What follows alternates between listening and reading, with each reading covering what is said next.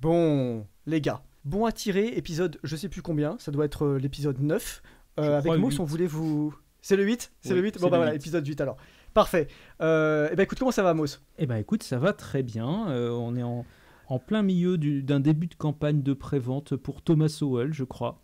Voilà, Parfait. j'essaye de me Parfait. projeter en fait parce que moi j'y bosse dessus avec un peu d'avance, mais en réalité les gens n'en ont pas entendu parler au moment où on enregistre, ce qui est très très étrange pour moi. Ouais, c'est perturbant. Moi, j'ai ça aussi quand je fais des lancements pour la Giberne. Là, je bosse sur le planning 2025. Donc, pour moi, il y a des textes qui existent déjà d'un point de vue virtuel. Mais les gens n'ont jamais entendu parler. Il y a des auteurs qui ont été signés. Il y a des trucs qui sont en préparation, des gros projets. Je pense que je ferai une vidéo sur ma chaîne d'ailleurs à la fin de l'année pour présenter un peu tous ces projets parce qu'il y a vraiment des trucs assez fous. Et effectivement, c'est pareil. C'est toujours très dur de se projeter à l'avance. En revanche, ce qui est pas très difficile, c'est de remercier les gens pour l'accueil qu'ils ont réservé au dernier podcast parce que vraiment, bah, ça y est, ça se compte en dizaines de milliers les écoutes sur les quelques épisodes qui sont déjà sortis. On a reçu plein de commentaires très élogieux, on a plein de gens très sympas qui nous écrivent. Il y a même des gens qui t'ont parlé dans la vraie vie, Mos, pour te dire qu'ils avaient apprécié Ouais, tout à ton fait. travail. Donc voilà, On les merci beaucoup. remercie, ouais, Merci c'est beaucoup. grâce à votre Ouais. soutien, c'est grâce à votre fidélité à nos différentes productions que ça nous donne envie et l'énergie, la motivation de continuer aussi en fait. Le thème que tu as choisi pour aujourd'hui, je crois qu'il est un peu particulier. Tu as choisi de parler de littérature et de religion, c'est ça? Tu veux nous présenter un peu comment tu veux l'aborder ce sujet? Ouais, tout à fait, tout à fait. Bah, j'allais y venir. Et bah, écoute, moi je pense que ça peut être assez intéressant.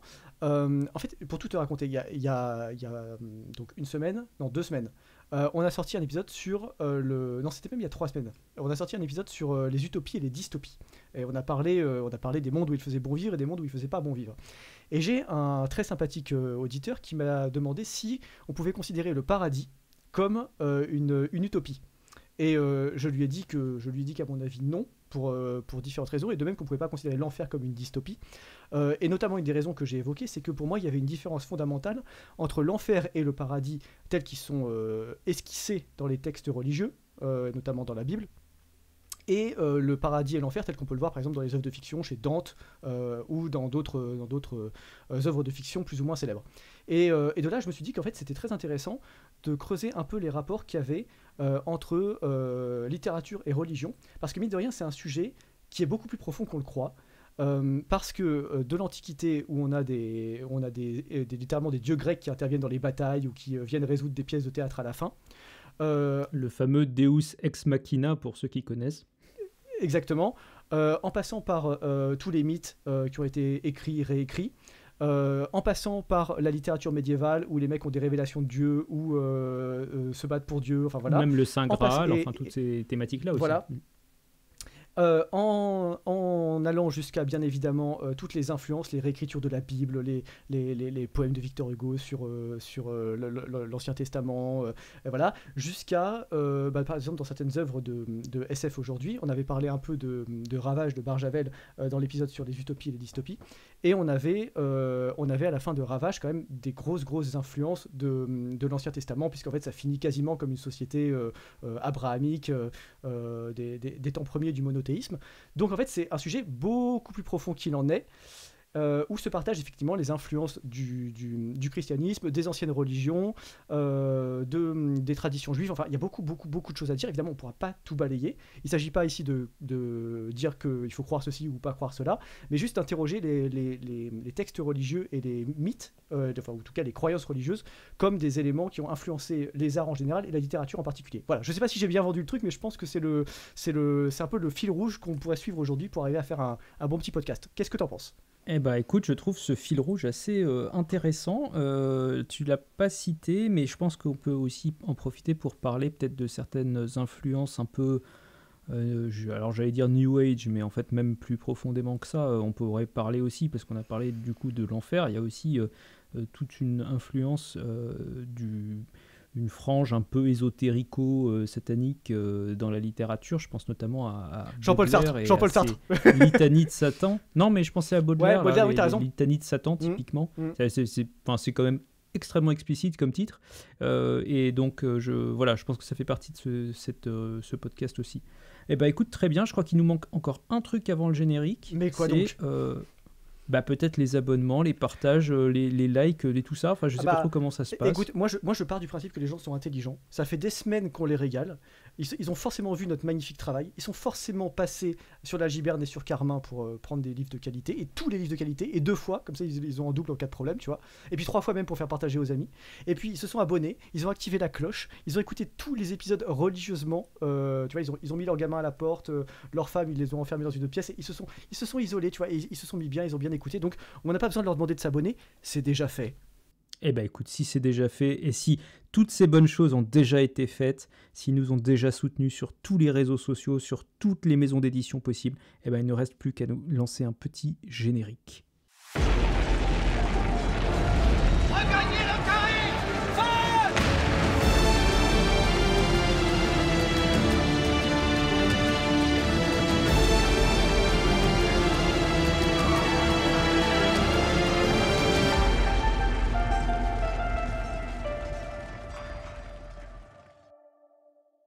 Bon alors, gros sujet aujourd'hui. J'ai peut-être envie qu'on procède autant que possible de façon... Alors, évidemment, on va digresser, hein, c'est sûr. Mais si on pouvait commencer de façon un petit peu chronologique, en partant de peut-être de l'Antiquité. Parce que, en fait, je suis retombé il n'y a pas longtemps sur l'Iliade. Et alors, j'avais pas oublié, mais j'ai plus ça en tête. À quel point les dieux interviennent tout le temps dans l'Iliade. Je trouve ça complètement fou. Nous, on n'imaginerait pas aujourd'hui un roman dans lequel justement Jésus-Christ toutes les 2 secondes intervient et se bat, ou même des anges se battent contre des démons ou contre Satan. Et pourtant, c'est ce qui se passe d'une certaine manière dans... Alors évidemment, il n'y a pas de concept de bien et de mal dans ces différents dieux. Ils se livrent des petites guerres intestines, des guerres d'influence, etc. Mais tu as toutes sortes de divinités, y compris le fleuve local est une divinité, la forêt locale est une divinité. Et alors ils s'interviennent, ils font des trucs de maboule, on dirait un MMORPG. Ils interviennent au milieu du champ de bataille. La rivière sort de son cours, elle commence à se dresser, elle engloutit 3 tonnes de chevaliers, mais il y en a une 4e qui arrive et qui la pourfend avec sa lance. C'est complètement barjot. Est-ce que je sais que toi t'aimes bien la littérature antique, je sais que c'est des sujets notamment sur le théâtre que t'es assez calé. Est-ce que ça t'inspire déjà quelque chose ou est-ce que tu veux que je développe un peu plus? Bah écoute, oui, aussi ça m'inspire quelque chose. En fait, je pense que si tu veux, la différence d'une partie de cette littérature avec notre époque, c'est que tous les enjeux qui ont existé, en tout cas dans l'Iliade et l'Odyssée, c'est en fait presque, on a l'impression que les humains sont des relais ou des marionnettes de certains dieux, et que en fait ce sont des conflits entre des dieux qui se déroulent par l'intermédiaire d'humains sur Terre, mais qu'en réalité, tout ça, c'est juste un affrontement. Alors, je sais plus, mais de mémoire, Neptune / Poséidon a un rôle à jouer parce qu'il est du côté des Grecs, et puis de l'autre côté, il y a un autre dieu. Et puis même, je ne sais pas si tu te rappelles, mais même le départ pour Troie était déjà lui-même en fait conditionné à l'accord du vent, et c'est la pièce reprise par Racine de Iphigénie, où en gros Agamemnon doit sacrifier Iphigénie sur un autel pour que le dieu du vent veuille bien que les voiles se gonflent et que les bateaux puissent avancer en direction de l'ennemi. Et donc oui, on est dans une logique où en fait tout se passe, enfin tout est conditionné par la présence des dieux, l'accord des dieux, voire pour certains dieux des vengeances, des jalousies, tout ça. Et c'est un peu déjà ce qu'on retrouvait avec la mythologie grecque au sens le plus large. En fait, tu prends Héra, c'est une personne relativement jalouse. Zeus est un mari assez volage. Bon, voilà, et en fait, il y a plein de petites intrigues. Il y a plein de petites intrigues du coup, et toute la littérature grecque déborde de ça en fait. Oui, c'est très intéressant parce qu'en fait, les dieux antiques ont une grande différence avec les dieux, enfin avec le dieu monothéiste, en tout cas le concept de Dieu tel que les croyants chrétiens par exemple se le représentent aujourd'hui. Si on se place dans une perspective un peu nietzschéenne, on a en fait les dieux antiques, les dieux polythéistes sont souvent en fait la transmutation lente d'ancêtres vénérables et parfois un peu fantasmés, à qui on a fini par prêter des qualités de meneur depuis l'au-delà, ou en tout cas des pouvoirs surnaturels, et en fait entre les mains desquelles on se remet, on remet son destin. D'ailleurs, le destin est écrit hein, dans les comédies, enfin les tragédies grecques. En fait, d'ailleurs, c'est souvent en voulant éviter son destin qu'on se hâte vers son destin. Ça, c'est le fameux Édipe qui fait tout pour fuir la prophétie et qui finalement va se retrouver à l'accomplir les 2 pieds dedans. Et en fait, il y a donc à partir du moment où ses ancêtres sont divinisées et où c'est pas une divinité de toute éternité unique qui existe avec rien au-dessus d'elle, puisque c'est pas elle c'est pas eux qui ont directement créé le monde, ils sont d'ailleurs les héritiers du monde, puisqu'il y a une espèce de génération encore avant eux. Enfin voilà, c'est tout ce qui est chez Hésiode, hein, c'est assez bien raconté. Hésiode a fait, putain, comment ça s'appelle, le texte d'Hésiode sur la création du monde, j'ai plus le titre, viens à ma rescousse. Alors attends, je l'ai plus, je vais regarder vite fait sur internet. C'est un mot grec. Les travaux et les jours, c'est pas ça? Bah alors j'avais celui-là en tête, mais je sais pas si c'est celui-là. Ouais, il y en a un autre qui est mis avant. Bon, bref, c'est pas grave, tu vas le retrouver en 2 secondes. Et en fait, c'est Théogonia. La théogonie, ouais, c'est ça exactement, la théogonie. Voilà. Et souvent on les met ensemble justement, la théogonie, puis après c'est les travaux et les jours. Dans la théogonie, voilà, on voit bien tous les mythes qui sont narrés. D'ailleurs, c'est un texte littéraire aussi complètement assumé, avec des mythes, enfin des élans lyriques, etc. C'est assez compliqué à lire, avec beaucoup de... C'est très hermétique, c'est très onirique, c'est très étrange. On dirait une cinématique d'introduction de Dark Souls, en fait, ou de Elden Ring, tu vois. On comprend pas tout, mais on sent qu'il y a du lourd, tu vois. Il y a du lore et il y a du lourd. Et en fait, voilà, à partir du moment où c'est des personnages qui ont été humains avant de devenir des dieux, en tout cas, même de façon inconsciente, en fait, on peut leur prêter des comportements humains et des intrigues humaines. Et c'est ça qui est très intéressant dans la littérature antique, c'est que les mecs interviennent partout. En fait, c'est des dieux, mais c'est des concierges en même temps. C'est-à-dire qu'ils sont au courant de tous les gossips. Ils viennent se taper sur la gueule en choisissant des champions. On dirait les Dédras dans Skyrim, tu vois. En fait, ils choisissent un champion et ils le jettent contre le champion de l'autre, si tu veux, en fait. Et ça donne des trucs absolument épiques et des trucs d'énormes mongols.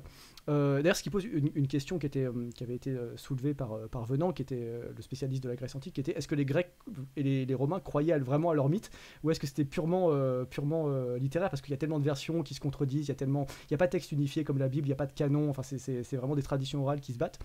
Voilà. Est-ce que par exemple, toi tu penses qu'on pourrait avoir une littérature comme ça aujourd'hui qui ferait intervenir Dieu, ou est-ce que ce serait vraiment c'est une bizarrerie qui est circonscrite à l'Antiquité?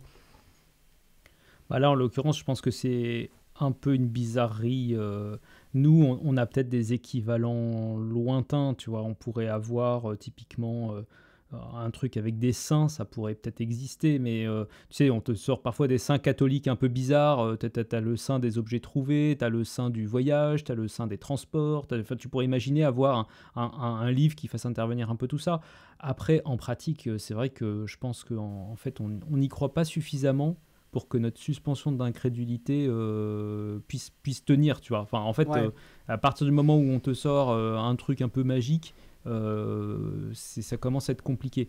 Peut-être que Harry Potter, que tu as abordé il n'y a pas très longtemps, ouais. et Dieu sait avec quel tact tu y es allé pour ne pas offenser certains des fans de la série, et ben peut-être que Harry Potter en réalité est un peu ce qui se rapprocherait le plus de ce genre de choses. Tu vois, quand tu commences à dire qu'il y a des pouvoirs magiques, qu'il y a des oppositions entre des sorciers, qu'il y a des choses comme ça, on se rapproche peut-être un petit peu de ce côté païen grec, où tu as une abondance de gens qui ont des pouvoirs qui dépassent ce que les humains ont l'habitude de voir.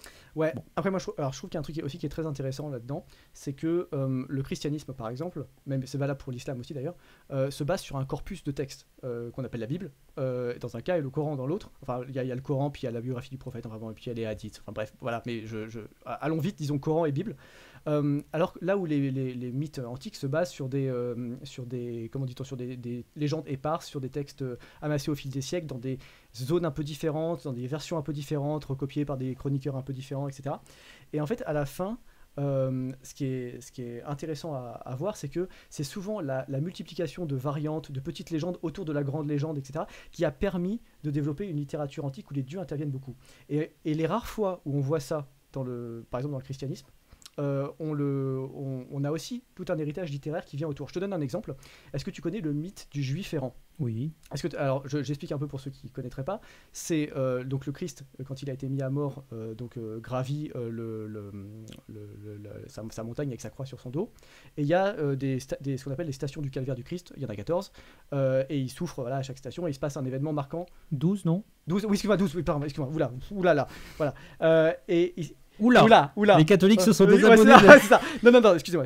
En plus, je sais pas pourquoi j'ai dit 14, j'ai pensé 12, mais c'est pas grave. Bref, et en fait, il se passe qu'en fait, bon, il y a des petits événements marquants. Alors, je sais plus à quel pour le coup, là, je sais vraiment plus à quelle station c'est, mais selon la légende, c'est une légende tardive qui est apparue au 6e, 7e siècle, je crois. Il y aurait à un moment donné où il y aurait un juif qui s'en serait pris à Jésus. Alors, encore une fois, il y a plusieurs versions. Il aurait été, dans un cas, il aurait été attaqué par le gars, dans un autre cas, il aurait refusé de lui donner à boire, etc. Enfin bref, dans tous les cas, Jésus se serait un peu agacé contre lui. Le mec a énervé Dieu, hein, c'est pas une bonne idée. Et en fait, l'autre lui a dit, tu resteras là jusqu'à ce que je revienne. Voilà. En fait, il l'a traité littéralement comme un chien. C'est-à-dire qu'il lui a dit coucher, tu vois, tu vas rester. Voilà. Et donc en fait, le mec est immortel. Le mec est immortel, mais c'est une putain de malédiction en fait, parce qu'il peut pas crever. En fait, il voit mourir tous les gens qu'il aime, etc. Et en fait, ce mythe juif errant, qui en fait est une création anti-judaïque du Moyen-Âge, en fait, hein, faut dire les choses, parce que les Juifs sont peuple déicide, et voilà. En tout cas, ça a été largement repris par une littérature abondante au Moyen-Âge, a donné quand même, à l'époque moderne, j'ai en tête au moins 2 romans qui en parlent ouvertement. Il y a un roman de Simone de Beauvoir dessus, à la limite ça on s'en fout, mais Jean d'Ormesson plus récemment avait fait une histoire du Juif errant, où il reprenait exactement cette idée-là, et il imaginait ce que le gars était devenu voilà, en traversant les époques et en vivant à travers. Et en fait, ça, c'est un peu, je trouve, le pendant le plus exact qu'on puisse avoir du rapport, dans notre monde moderne, du rapport que les